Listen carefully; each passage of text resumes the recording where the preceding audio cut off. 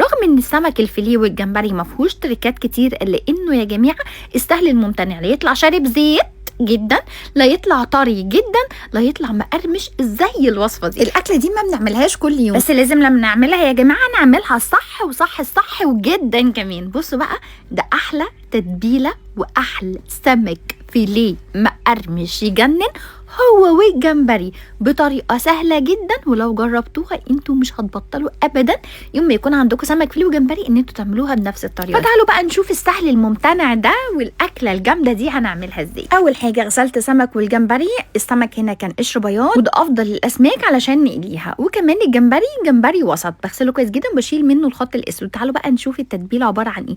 على فكره تتبيله بسيطه جدا، رشه ملح وفلفل اسود، التوم الباودر والجنزبيل الباودر والبابريكا، بحط عليها بقى عصره ليمون وطبعا المستردة. اقلب كل ده وبعدين اركنه كده على جنب. وتعالوا بقى نشوف البوله دي هنحط فيها ايه. هنجيب هنا كوبايه دقيق ونحط عليها رشه الملح ونفس البهارات اللي احنا حطيناها، الملح، الفلفل الاسود، وكمان التوم الباودر ورشه الجنزبيل والبابريكا.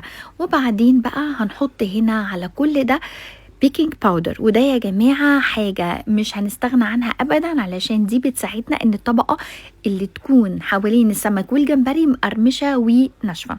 مش هنكتر البيكنج باودر هنا، هي بس كده نص معلقة صغيرة، وهنربط كل ده بقى بالمية. وآخر حاجة هنحطها هنا هو الخل، ليه آخر حاجة؟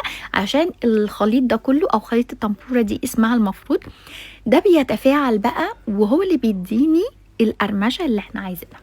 هنزل بقى عندنا هنا كل سمك وجمبري في الخليط ده، وبعدين نقلبه كويس جدا ونسيبه على جنب. وتعالوا نعمل اخر حاجه، لازم يكون مغطي عندي هنا السمك والجمبري، مغطيه مش تقيل عليه ومش بيتزحلق.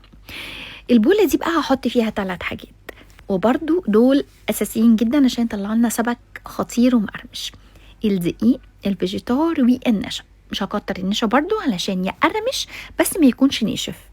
كل المنتجات اللي استخدمتها هنا كانت من تاج الملوك. وبعدين اجيب بقى عندي هنا السمك وجمبري من الخليط التنبورة واحط بقى في الطبقة الاخيرة. يكون عندي هنا بقى الزيت غزير. بصوا من قبل ما انزل السمك في الزيت والقرمشة باينة ازاي. دي احلى صدقوني طريقة، هتجربوها ترجعوا تقولوا لي يا فيفا فعلا طعم السمك حلو جدا، مستوي حلو قوي وكمان مقرمش.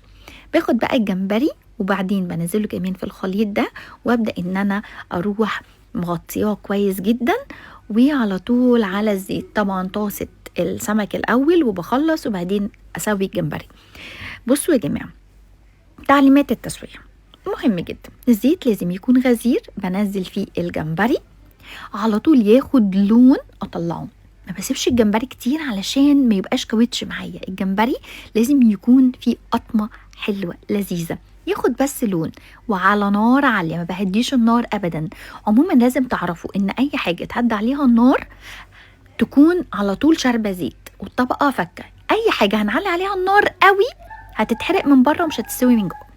حتى سمك بصوا ما بقلبهوش خالص غير لما بياخد لون واتاكد ان الطبقه هنا عندي مسكت نفسها وقرمشت. غير كده انا بتعامل بحرص، كمان ما بحط الشوكه في السمك ولا الجمبري، على طول المصفى دي بطلعه. بس كده. لو شايفين الفيديو حلو ويستاهل منكم كومنت حلو ولايك وشير طبعا هستناه، ومبسوطه جدا ان انتوا هتجربوه، هترجعوا بجد تقولوا لي يا فيفا الوصفه دي مختلفه عن اي وصفه واحلى على فكره من كل الجمبري والسمك اللي بره.